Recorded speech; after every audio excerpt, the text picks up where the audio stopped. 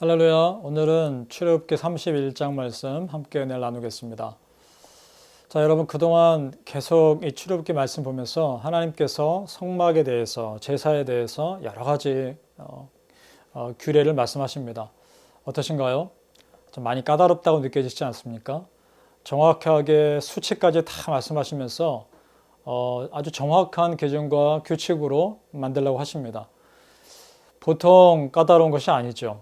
그리고 어떤 재료를 쓸지, 어떤 기준으로 어떤 모양으로 만들지까지도 하나님이 다 모세에게 일일이 말씀하십니다. 자, 그러면 이렇게 까다로운 일을 누가 감당할 수 있을까요? 그래서 하나님께서 그 일을 감당할 수 있는 사람들을 지명하십니다. 2절과 6절을 보니까 2절에 먼저 보면 부살렐이라고 하는 사람을 지명하십니다. 내가 유다 지파 훌의 손자여 우리의 아들인 부살렐을 지명하여 부르고, 그리고 6절에 보니까 오홀리압이라고 하는 사람도 하나님이 지명하십니다.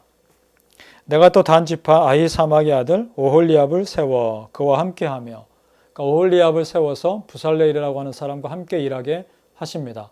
자, 그런데 그 다음에 오는 것이 중요합니다. 자, 부살렐을 지명하여 부르시고 나서 하나님이 3절에 이렇게 하십니다. 하나님의 영을 그에게 충만하게 하여 지혜와 총명과 지식과 여러 가지 재주로 정교한 일을 연구하여 금과 은과 노수로 만들게 하며 보석을 깎아 물리며 여러 가지 기술로 나무를 새겨 만들게 하리라. 자, 여러분, 지금 부살렐을 지명하신 것으로 끝난 것이 아니라 그 부살렐이 하나님께서 말씀하신 아주 까다로운 그런 도구들을 만들 수 있게끔 어떻게 하시겠다는 것인가요? 능력을 주시겠다는 겁니다. 하나님께서 명령하신 것을 감당할 수 있는 그런 마음도 주시고 지혜도 주시고 능력도 주시겠다는 겁니다. 오홀리압도 마찬가지입니다. 6절에 보니까 오홀리압을 세워 그와 함께 하시며 지혜로운 마음이 있는 모든 자에게 내가 지혜를 주어라고 되어 있습니다. 그러니까 오홀리압에게도 지혜를 주고 또 그와 함께 하시는 또 다른 많은 사람들에게도 지혜를 줘서 감당할 수 있게끔 하시겠다는 겁니다.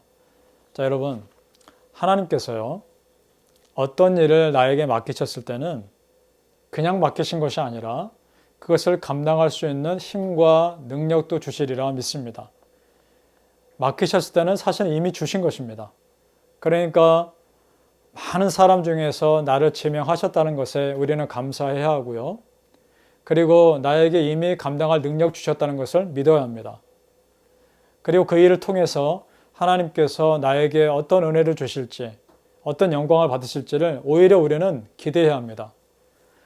내가 감당하기 힘들어 보이는 일을 맡았을 때 여러분 절대 그런 일은 없습니다. 하나님께서 감당할 능력을 주시는 겁니다.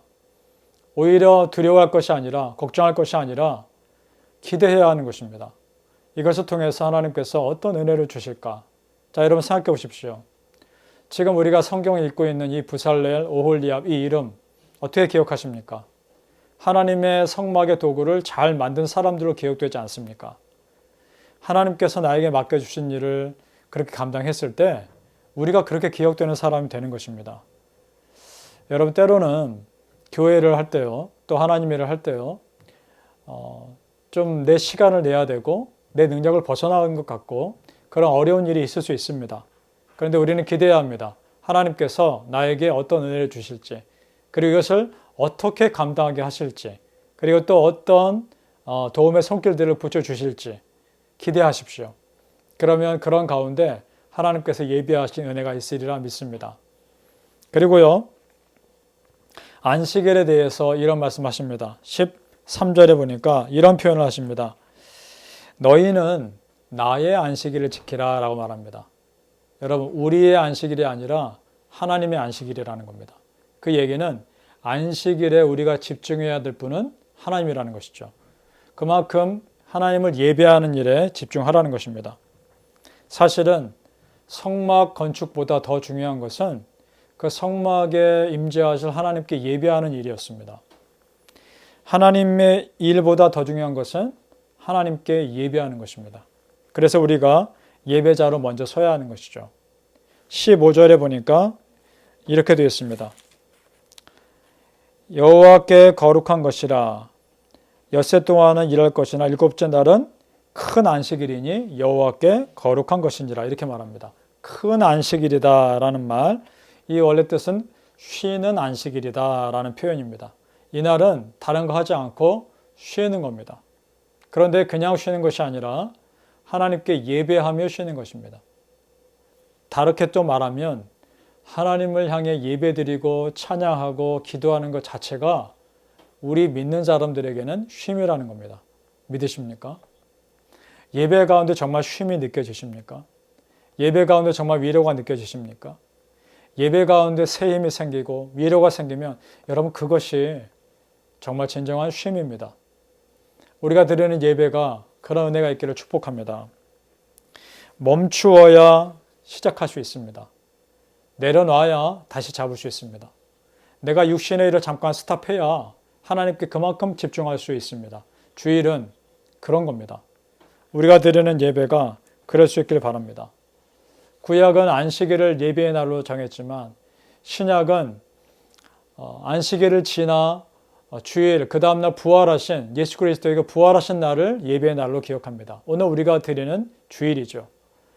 그날 의미는 똑같습니다. 하나님께 예배하는 날입니다. 다른 어떤 거 다 뒤로 하고 이날만큼은 정말 하나님께 우리가 집중했으면 좋겠습니다.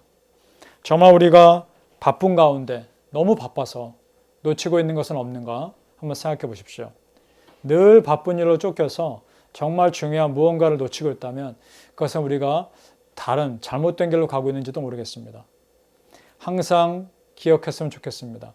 예배 드리는 일에 앞장서시고 예배 드리는 일에 우리가 더 많은 에너지를 쏟다면 우리의 삶은 그릇된 길로 갈 수가 없는 것입니다.